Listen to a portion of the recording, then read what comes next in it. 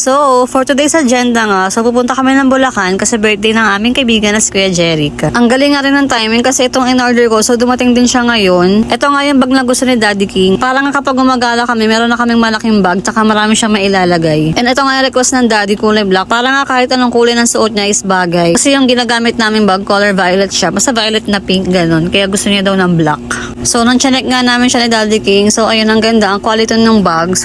Worth it na rin para sa price niya. So, ang price kasi nito is 800 plus. Then, ang kinaganda dito din kasi ang dami niyang compartment to. So, ang dami niyang lagay, ang dami niyang bulsa. And goods na goods for me nga kasi nga meron akong toddler. So, ang dami mga cheche burat yung dinadala, diba? O siya, ang dami ko lang kwento about sa bag. So, ito na nga, sinundo na nga rin kami ng friend namin. So, on the way to Bulacan again. So, si Daddy nga nag-drive from QC to Bulacan. So, nakaka-proud niya kasi hindi naman talaga kasi siya talagang pro pa mag-drive ng 4-wheel. So, practice lang. Kaya nakakabilib lang. So, ito nga isa sa pagkain na hindi nawawala kapag pupunta kami rito. Kasi dahil yung best friend kong si May, Diyos ko, sa kanya lang talaga ako napakain Adidas. Kasi napakasarap talaga ng luto niya as in. Hindi siya walang saan sarap basta sobrang yummy. And ito nga yung next nabili namin yung pang sangyup. Mga for the craving na nga sa sangyup. So, next nga namin pinuntahan dito sa Pure Gold kasi may mga kulang pa kami. Tapos, syempre yung alak hindi pwedeng mawala yun mga sis. Ito nga yung favorite ko na Smirnoff. Talagang sobrang sarap ako dito. Kasi dahil parang lang siyang Sprite pero ang bilis siya makahilo. O, diba? Parang na kami nag-grocery na ito. Diyos ko, laki ng bill namin. After more than 2 hours nga na biyahe dahil Diyos ko, nakarating din kami. So, siya ngayon may birthday. So, happy 18th birthday, Kuya Jack. Wow, 18 ang sabi. Birthday to you. Happy birthday to you. Happy birthday. Siyempre, lafangan na nga.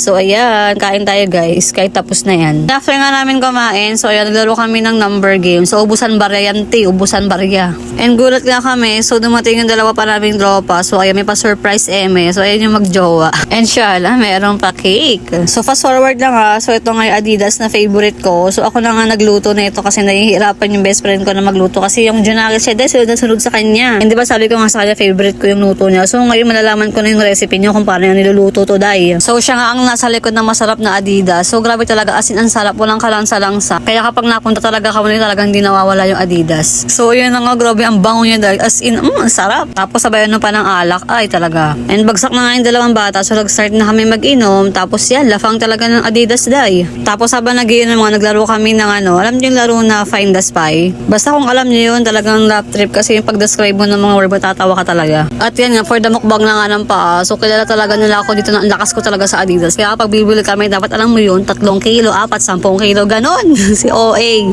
So, very, very fast forward na nga. So, ito mga alas 4 na ata na madaling araw na ito. Dahil grabe ang hugasan dahil. So, hindi ko siya mati. Kaya sabi ko, gusto ko siyang hugasan. And syempre, nakakaya rin sa may-ari ng bahay, diba? So, ang nangyari, si Kuya Villamil na kaping. Siya yung nagtanggal ng mga dumi-dumi. Tapos ako yung nagsabon tsaka nagbanlaw.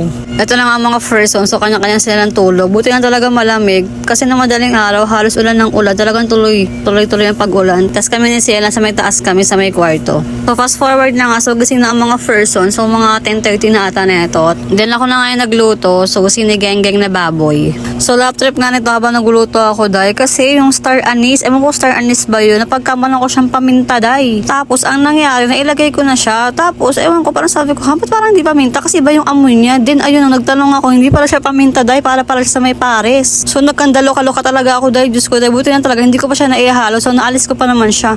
Kaso dahil ang lakas pala ng kapit niya. So, hindi ko pa nga siya naihalo. Pero yung lasa niya talagang dumikit dun sa karne, dun sa may sabaw. Tapos yung amoy niya, amoy star anise, amoy pares dahil. Kaya ang nangyari sa may luto ko, naging sinigang pares. So, in short, pares gang ganun. Love trip talaga.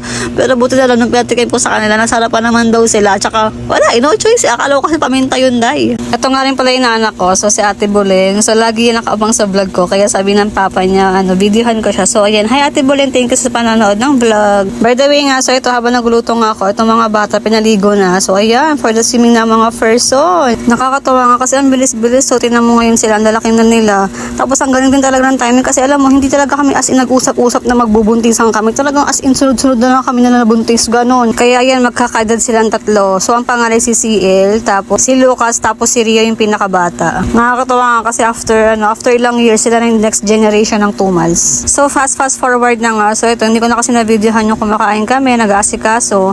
So, gabi na nga neto. So, pauwi na rin kami and dumaan kami dito sa may Arc Shawarma para bumili muna. So, ayun nga lang. So, thank you for watching. Bye!